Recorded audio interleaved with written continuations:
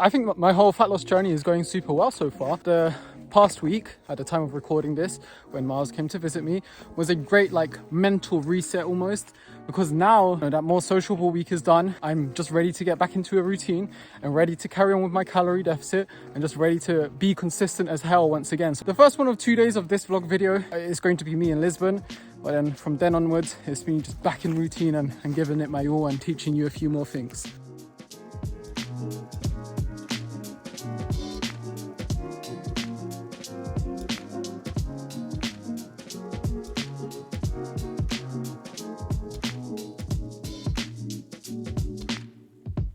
This is nothing to do with the weight loss vlog series, but as I said, I'm going to show you some of my day-to-day life as well. I'm currently being a tourist right now. Just look at this view. Look at this. If you haven't come to Lisbon yet, you're missing out.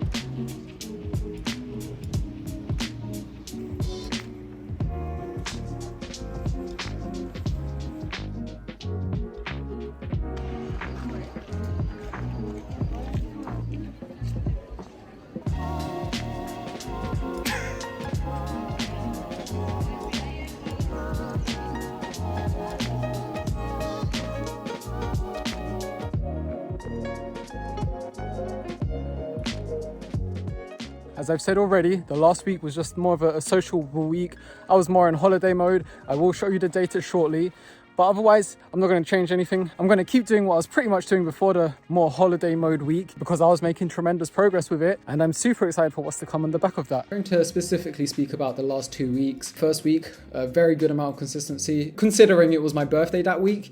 And then second week, my mate Miles was here, as you know, and I was a lot more lenient.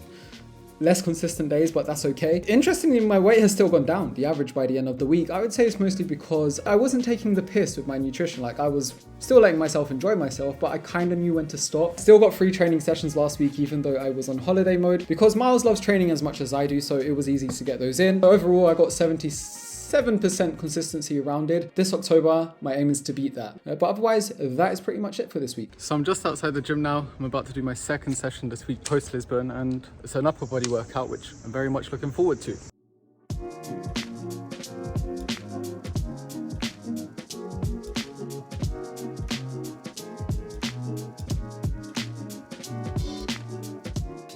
It's a very gloomy day here, still warm though nonetheless. Today my scale went up by almost 1 kg, so quite a big jump. It might be because I'm feeling a little bit poorly today. Luckily today also fell on a rest day from the gym. If I did have a workout plan today, I probably wouldn't have gone, because whenever I'm feeling sick, recovery is always the most important thing, especially if it's a sickness that's below the neck. I still wanted to go on my morning walk because A, it's good for the dog. B, I felt like it could be good for me as well to at least do some movement today, because sometimes you feel sick and then, you move around a little bit, you go on a walk and then you do feel perhaps better than before. And also because I have a podcast with online member Laura in about 40 minutes. I know if I go on a walk now rather than after, it'll put me in a much better position mentally for that podcast episode, rather than if I had just sat down the whole time and then jumped on the podcast with her, which by the way, I'm very much looking forward to that podcast episode. Nero, come here. Boy.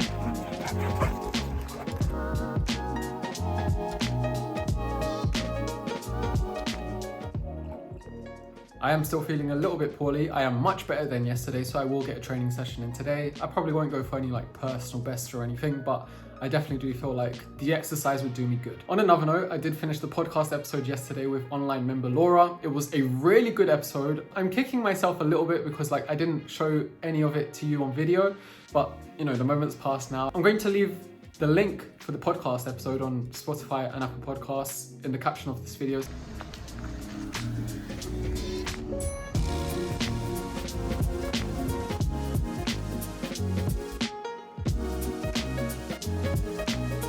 Anna, hey girl.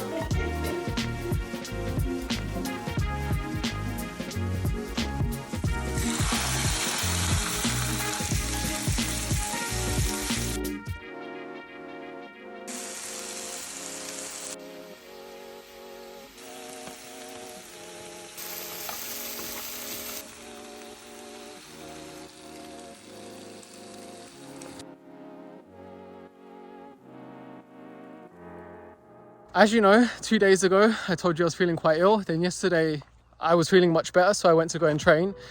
But then this morning when I woke up, I had felt the worst I had been feeling so far. So number one, I probably shouldn't have gone to train yesterday, but oh well, it's in the past now. I probably should have given myself an extra day of recovery. That is Nero, like just randomly running in the distance. He does that sometimes. And number two, I lost my trail of thought now. Yeah, number two, just like training today, like any sort of training, just out of the question. Any sort of physical activity, out of the question. Any sort of strenuous physical activity, out of the question, I should say, because I still feel good enough to go on a walk with the dog. Just gonna do work on the laptop, make new workouts for online members, sort out some emails, make some new content that I had planned for you. And that's my priority for today. And then tomorrow, if I feel good enough, I'll go to train tomorrow instead. There is no rush. One thing we have to remind ourselves, me and you included, that this is a long-term game. We might feel scared or worried about not going to the gym on one particular day, but you have to remember, we have the rest of our life to lift weights and to exercise and to go to the gym. And missing one day just because you're sick, it's entirely irrelevant in the grand scheme of things. And if anything, it's only gonna do you good.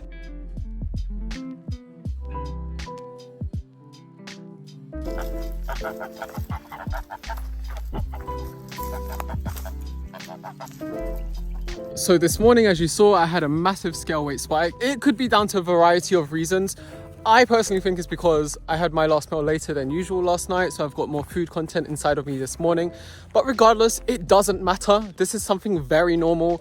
And at the end of the day, I know things are working because I'm looking at long-term trends here. I don't care about one-off weigh-ins. So I'm going to put my data on the screen for September. And as you can see, in September, I lost weight, because I'm looking at the long-term trend. You might also notice that about half the weigh-ins for September were spikes. So half the time in September when I weighed myself, my scale weight went up. Now, a lot of people, potentially you included, would freak out about that and then quit completely. And if that's what you're doing, number one, you're quitting over something that is very, very normal. So that's already a big mistake. And number two, if you quit whenever you see a scale weight spike, that's you never ever giving yourself a chance to see progress.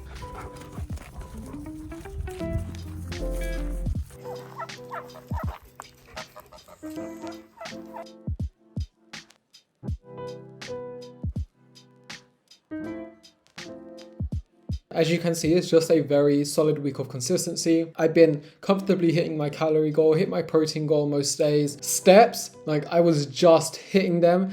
And the reason why I was like just going over 8,500 on most days, like days that you see that, it's likely I was like pacing back and forth to hit my step goal, like while I was brushing my teeth, while I was flossing, etc., just to be sure I hit my last few steps, because I don't want to have an inconsistent day because of steps, especially if I'm not like that far off. Cardio got hit and 4 training sessions. Measurements gone down, slight drop again. Consistency calendar, many greens. Usually I like to have an untracked meal once a week. I didn't have it in the first week of October just because when I'm in my normal routine, right now in this period of my life, that's me in the countryside. In the countryside, there is not a lot of temptations. It's very easy for me to have a week at this moment in my life where I don't have an untracked meal. Now, if I was living in the city, like Lisbon or London, I would definitely be having these untracked meals. Otherwise, no changes this week. I'm going to keep doing what I'm doing, especially because my measurements have gone down and I've had a massive drop in scale weight. Good morning.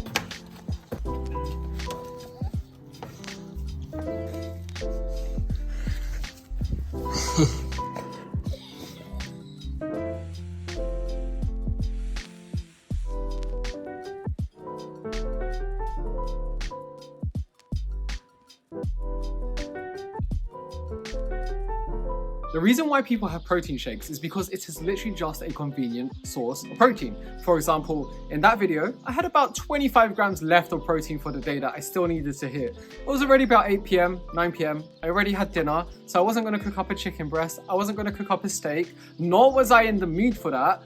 But I just had a quick protein shake and that was it. And having that protein shake is what allowed me to hit my protein goal for that day. Literally that. Nothing more, nothing less. It's not magical in any sort of way. It's just a convenient source of protein.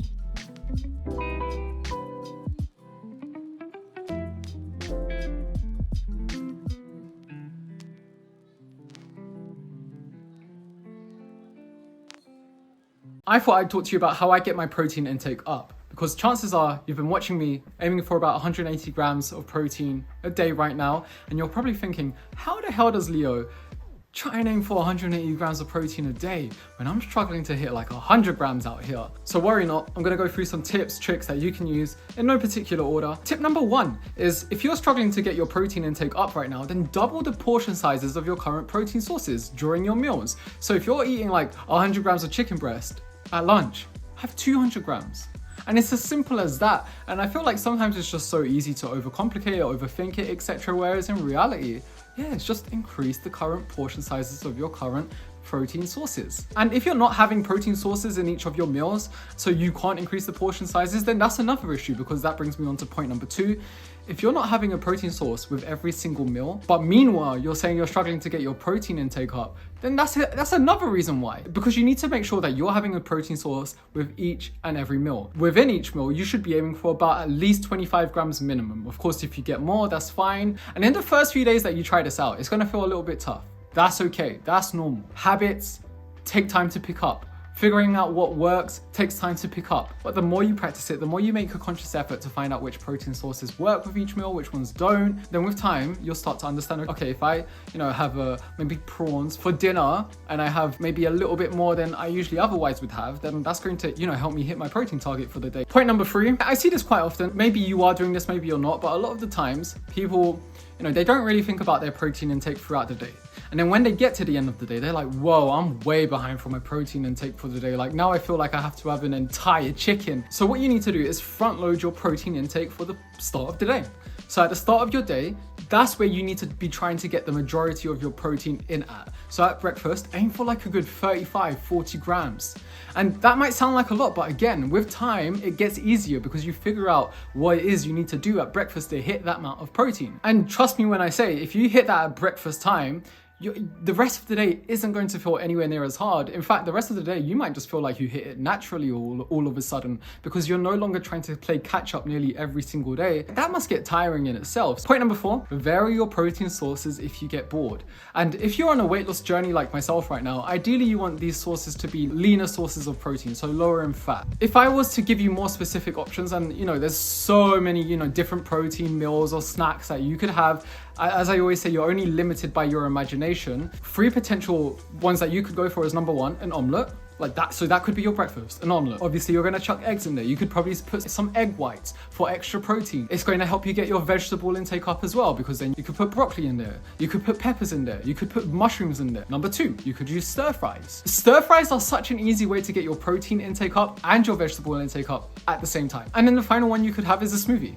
You could have a smoothie with frozen berries inside. So chuck frozen fruit in there, chuck protein powder in there, put some chia seeds in there. With the addition of the milk alongside the protein powder, you can have easy like 35/40 grams of protein in one sitting just from that smoothie.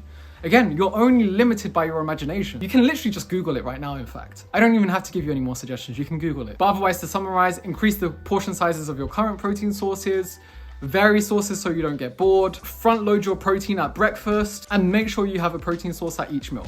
Otherwise, that's it from me for this weight loss vlog episode. To summarize the last 2 weeks, my consistency calendar filling up with a bunch of greens, which we always love to see. Scale weight is still going down, trend is still heading in the right direction, measurements are still going down. My gym performance, on the other hand, I feel like it's starting to decline a bit, which is very not normal in a calorie deficit, because you know what? I'm going to leave that for the next weight loss vlog episode. Otherwise, thank you very much for watching. Take care, and I'll see you around. Oi.